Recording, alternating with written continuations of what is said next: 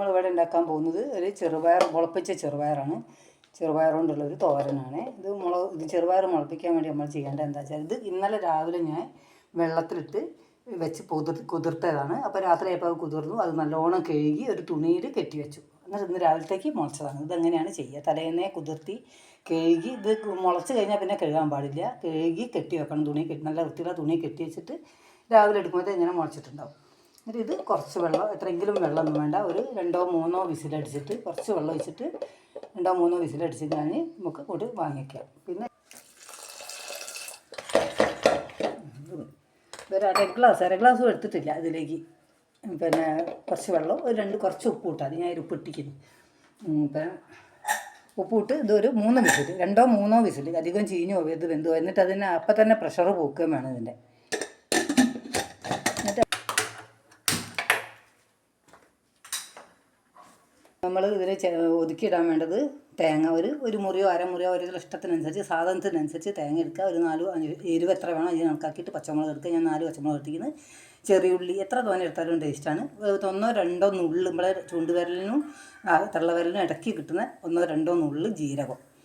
ഇനി വേണമെങ്കിൽ 1-2 അല്ലി വെളുത്തുള്ളി, അത് ചുവ ഇഷ്ടമുള്ളവർക്ക് ഇടാം. അത്രയേ ഉള്ളൂ, വേറെ ഒന്നുമില്ല. ഇതിട്ടിട്ട് ഒന്ന് ക്രഷ് ചെയ്തെടുത്തിട്ട് നമ്മൾ ഇതിലിടുക ചെയ്യുക. അത് ഞാൻ കാണിക്കാം. ഇത് ഒതുക്കാൻ പോവാണ്. ഇത് വെന്തിക്കുന്ന ഒരു 4 വിസിലടിച്ചിരിക്കുന്നു. ഞാൻ പ്രഷറൊന്നും നോക്കിയിട്ടില്ല, അതിൽ തന്നെ കിടന്ന് വേണ്ടതാണ്. അപ്പോൾ പാകം കഴിക്കുന്നു. പാകത്തിൽ ഇനിയിപ്പോൾ നമ്മൾ ചീന ചൂടായ കടുക് പൊട്ടിക്കുക.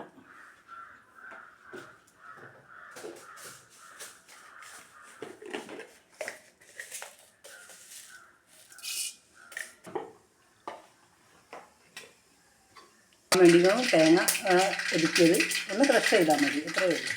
ഈ പച്ചമുളകും മഞ്ഞൾപ്പൊടി, പിന്നെ ചുവന്നുള്ളി എത്ര വേണമെങ്കിലും ഇടാം. ഇതെല്ലാം കൂടി കൂട്ടിയിട്ട് ഒന്ന് ഒതുക്കുക. ഞാൻ നേരത്തെ പറഞ്ഞ പോലെ നമ്മൾ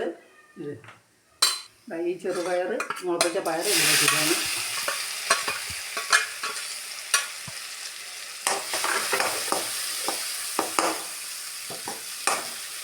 അതിൻ്റെ കൂടെ തന്നെ നമ്മൾ അരപ്പ് ഇടുകയാണ്. ഈ തേങ്ങ ഒതുക്കിയത് ഇതായിട്ടുണ്ട്. ഇത് ഇപ്പോൾ അതെല്ലാം ആയിട്ടുണ്ട്. ഇത് ഞാൻ പറഞ്ഞില്ലേ, ഇത് ശരിയാക്കി കഴിഞ്ഞാൽ നല്ല എരിവൊക്കെ ഉണ്ട്. ഞാൻ 4 പച്ചമുളക് ഇട്ടിട്ടുണ്ട്. നല്ല എരിവുണ്ട്, ഉപ്പുണ്ട്, എല്ലാം ഉണ്ട്.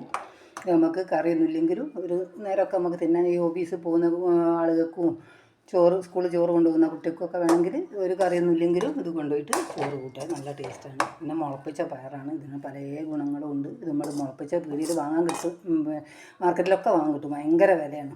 പക്ഷെ നമ്മൾ ഇത്തിരി ചെറുപയറെടുത്ത് മുളപ്പിച്ച് കഴിഞ്ഞാൽ അതിൻ്റേതായ എല്ലാ ഗുണവും നമുക്ക് കിട്ടുകയും ചെയ്യും. അത്രയേ ഉള്ളൂ. അപ്പോൾ എല്ലാവരും ഇത് ഇതുപോലെ ചെയ്ത് നോക്കുക. ചെയ്തിട്ട് ഇഷ്ടപ്പെട്ടാൽ ഇതിൻ്റെ ടേസ്റ്റ് ഇഷ്ടപ്പെടാം. നല്ല ടേസ്റ്റാണ്. ടേസ്റ്റ് ഇഷ്ടപ്പെട്ടിരിക്കുകയാണെങ്കിൽ സബ്സ്ക്രൈബ് ചെയ്യുക, ഷെയർ ചെയ്യുക, ലൈക്ക് ചെയ്യുക. Thank you.